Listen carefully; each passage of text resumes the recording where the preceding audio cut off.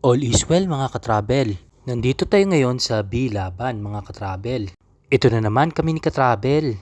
May natuklasan na naman kami. Tara, pasok tayo dito sa Bilaban. Mga katravel, pagpasok mo pa lang napaka-inviting na talaga. At talaga nga naman makikita mo na yung kanilang mga displaying ice cream. At napakaraming pagpipilian dito mga katravel. May mga sweets din sila na hinahalo sa ice cream. At iba-ibang varieties ng ice cream. May chocolates, may fruity, at may mga nuts. Ayan mga katravel, ang daming pwedeng i-mix sa ice cream. At kaya naman, sinubukan namin ni katravel at umorder kami ng kanilang trending na kasata with pistachio. Ayan mga katravel, marami kayong pagpipilian na klase ng mga ice cream dito with toppings. At talagang nga naman mag-i-enjoy kayo dito, mapabata man o matanda. Sakto pa naman, kakatapos lang namin kumain ni katravel. Kaya ito, magde-dessert kami dito.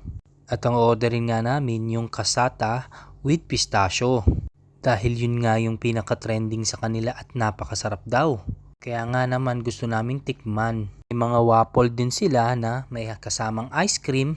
Para maiba naman, yun nga titikman namin yung kasata with pistachio flavor.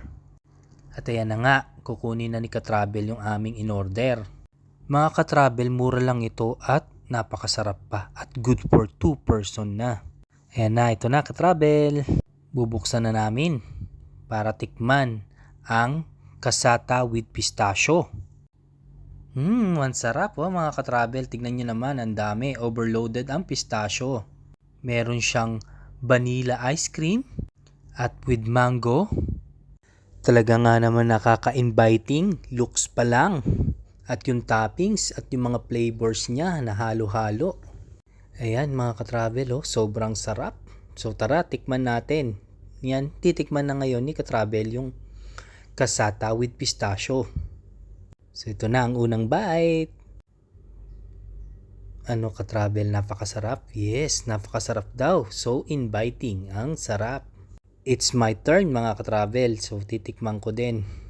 Mga katravel, super laki nga talaga to. Pwede na kayong mag-share dito. At napakasarap.